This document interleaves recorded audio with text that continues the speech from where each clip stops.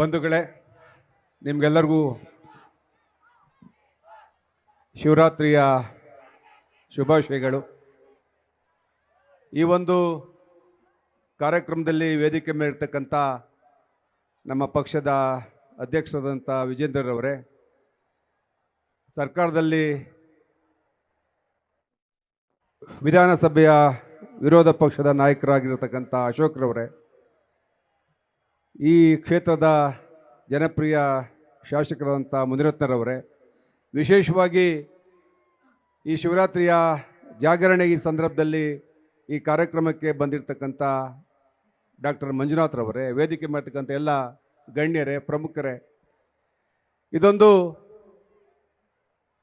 ನಾವೆಲ್ಲರೂ ಕೂಡ ಶಿವರಾತ್ರಿಯನ್ನು ಭಾಳ ಭಯ ಭಕ್ತಿಯಿಂದ ಶ್ರದ್ಧೆಯಿಂದ ಆಚರಣೆ ಮಾಡ್ತೀವಿ. ಇದೊಂದು ನಮ್ಮ ಧಾರ್ಮಿಕ ಕಾರ್ಯಕ್ರಮ.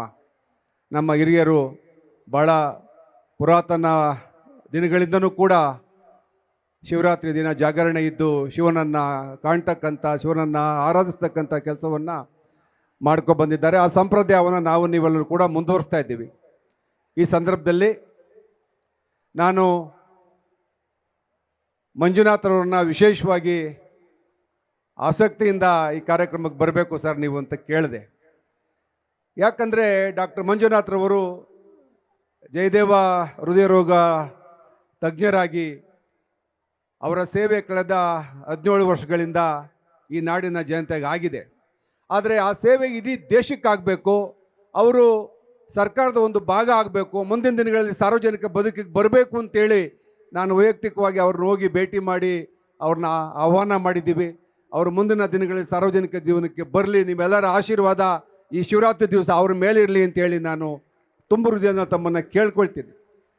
ಬಂಧುಗಳೇ, ಇವತ್ತು ಇಡೀ ಬೆಂಗಳೂರಿನಲ್ಲಿ ಮಾಧ್ಯಮಗಳ ಪತ್ರಿಕೆಗಳು ನೋಡಿದ್ರೆ ನೀರು ನೀರು ಅಂತೇಳಿ ಹಾಹಾಕಾರ. ನಾನು ಕಾವೇರಿ ಬೆಲ್ಟಿಂದ ಬಂದಿರತಕ್ಕಂಥವನು. ಈ ಸರ್ಕಾರದಲ್ಲಿರ್ತಕ್ಕಂಥ ಏನು ಉಪಮುಖ್ಯಮಂತ್ರಿಯ ಒಂದು ದಾಷ್ಟ್ಯ, ಅವರು ಬೆಂಗಳೂರಿನ ಉಸ್ತುವಾರಿ ಸಚಿವರಾಗಿದ್ದಾರೆ, ನೀರಾವರಿ ಸಚಿವರಾಗಿದ್ದಾರೆ. ಕಾವೇರಿ ನೀರನ್ನು ವೇಸ್ಟಾಗಿ ಹರಿಯಲಿಕ್ಕೆ ಬಿಟ್ಟು ನಮ್ಗೆ ಎಷ್ಟು ಬೇಕು, ನಮ್ಮ ಜನಗಳಿಗೆ ಎಷ್ಟು ಬೇಕು, ಬೆಳೀತಕ್ಕಂಥ ಬೆಂಗಳೂರಿಗೆ ಎಷ್ಟು ನೀರು ಉಳಿಸ್ಕೋಬೇಕು ಅಂತೇಳಿ ಆ ನೀರನ್ನ ಉಳಿಸ್ಕೊಳ್ದೆ ಇವತ್ತು ಜನಗಳನ್ನು ಕಷ್ಟಕ್ಕೆ ತಳ್ಳಿದ್ದಾರೆ. ನಾವು ಕಣ್ಣಾರೆ ನೋಡಿದ್ವಿ, ತಮಿಳ್ನಾಡಿಗೆ ಅಷ್ಟು ಅವಶ್ಯಕತೆ ನೀರು ಬೇಕಾಗಿರಲಿಲ್ಲ, ಅವರೇನು ಡಿಮ್ಯಾಂಡ್ ಇಟ್ಕೊಂಡ್ರು. ಆದರೆ ಇವರು ಅವರ ಒಂದು ಅಂಡರ್ಸ್ಟ್ಯಾಂಡಿಂಗ್ ಮೇಲೆ ಇರ್ತಕ್ಕಂಥ ನೀರನ್ನೆಲ್ಲ ಬಿಟ್ಬಿಟ್ರು. ಇವತ್ತು ಕಾವೇರಿಲೇ ನೀರಿಲ್ಲ. ಈ ಒಂದು ಸಂದರ್ಭ ಯಾಕೆ ಬರ್ತು ಅಂತಂದರೆ, ಈ ಬೆಂಗಳೂರಿನ ಜನಗಳ ಬಗ್ಗೆ ಈ ಒಂದು ಸರ್ಕಾರಕ್ಕೆ ಕಾಳಜಿ ಇಲ್ಲ. ಮುನಿರತ್ನರವರು ಅವ್ರ ಮಾತಲ್ಲಿ ಹೇಳಿದ್ರು, ಏನಿವತ್ತು ರಾಮೇಶ್ವರ ಹೋಟ್ಲಿನಲ್ಲಿ ಆದಂಥ ಬ್ಲಾಸ್ಟ್ ಇರ್ಬೋದು, ವಿಧಾನಸೌಧ ಏನು ನಾವೆಲ್ಲ ಅದೊಂದು ಪವಿತ್ರ ಸ್ಥಳ ಅಂತ ಭಾವಿಸ್ತೀವಿ, ಅಲ್ಲಿ ನಮ್ಮ ವಿರೋಧ ದೇಶದ ಬಗ್ಗೆ ಪಾಕಿಸ್ತಾನ ಜಿಂದಾಬಾದ್ ಕೂಗದಿರ್ಬೋದು.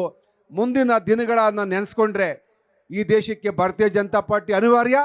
ಅಶೋಕ್ ಅವರು ಹೇಳ್ದಂಗೆ ಮತ್ತೆ ನರೇಂದ್ರ ಮೋದಿರವರು ಈ ದೇಶದ ಪ್ರಧಾನಿ ಆಗಬೇಕಂತಂದರೆ ಈ ಕ್ಷೇತ್ರದಲ್ಲಿ ಭಾರತೀಯ ಜನತಾ ಪಾರ್ಟಿಯ ಒಬ್ಬರು MP ಗೆಲ್ಲಬೇಕು. ಅದಕ್ಕೆ ತಮ್ಮೆಲ್ಲರ ಆಶೀರ್ವಾದ ಬೇಕು ಅಂತ ಕೇಳ್ಕೊಳ್ತಾ ತಮಗೆಲ್ಲರಿಗೂ ಹೊಂದಿಸ್ತಾ ನನ್ನ ಮಾತನ್ನು ಮುಗಿಸ್ತೀನಿ. ನಮಸ್ಕಾರ. ನ್ಯೂಸ್ ಫಸ್ಟ್, ನಿರ್ಭೀತಿಯಿಂದ ನಿಮ್ಮ ಪರವಾಗಿ.